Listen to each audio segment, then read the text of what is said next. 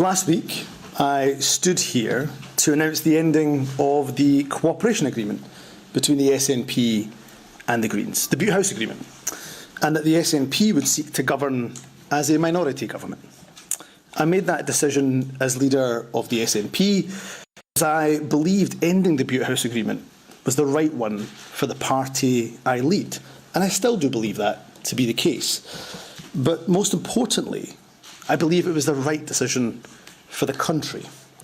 My hope was to continue working with the Greens in a less formal arrangement as the SNP moved into a new phase of minority government. Unfortunately, in ending the Butte House Agreement in the manner that I did, I clearly underestimated the level of hurt and upset that caused Green colleagues. For a minority government to be able to govern effectively and efficiently, trust when working with the opposition is clearly fundamental. And while a route through this week's motion of no confidence was absolutely possible, I am not willing to trade my values and principles or do deals with whomever simply for retaining power. Therefore, after spending the weekend reflecting on what is best for my party, for the government and for the country I lead, I've concluded that repairing our relationship across the political divide can only be done with someone else at the helm. I have therefore informed the SNP's National Secretary of my intention to stand down as party leader and ask that she commences a leadership contest for my replacement as soon as possible. In order to ensure a smooth and orderly transition, it is my intention to continue as First Minister until my successor has been elected, particularly as the Parliament will be debating some incredibly important legislation in the coming days and the coming weeks. I cannot tell you what an honour it is being the First Minister of the country I love, the country I'm raising my family in, and the only country I will ever call home. As a young boy born and raised in Scotland, I could never have dreamt that one day I would have the privilege of leading my country. People who looked like me were not in positions of political influence, let alone leading governments, when I was younger. But we now live in a UK that has a British Hindu Prime Minister, a Muslim Mayor of London, a Black Welsh First Minister, and for a little while longer, a Scots Asian First Minister of this country. So for those who decry that multiculturalism has failed across the UK, I would suggest that the evidence is quite to the contrary, and that is something we should all celebrate. I've had the honour of serving in government for almost 12 years in a variety of roles. Whatever position I held during my time in politics, I've always been guided by my values. As First Minister, I'm incredibly proud to have a fair tax system, the most progressive in the UK, where those who earn the most contribute the most. And it will always be my core belief that in a country as rich as ours, wealth must be far more evenly distributed. I have no doubt at all that whoever takes over from me to reduce child poverty. I'm proud that through our actions, an estimated 100,000 children are expected to be lifted out of poverty this year.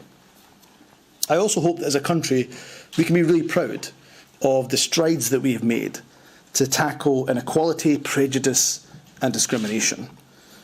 But let's also acknowledge that far too often in our country, hatred continues to rear its ugly head. In a world where every issue seems to descend into a toxic culture war, it is often the most marginalised in our society who bear the brunt. As politicians of all political parties, we're privileged to have a platform. Each and every one of us must resist the temptation of populism at the expense of minorities, particularly in a general election year. I've often said that as a minority myself, my rights don't exist in a vacuum. They're only protected because the rights of everyone are protected.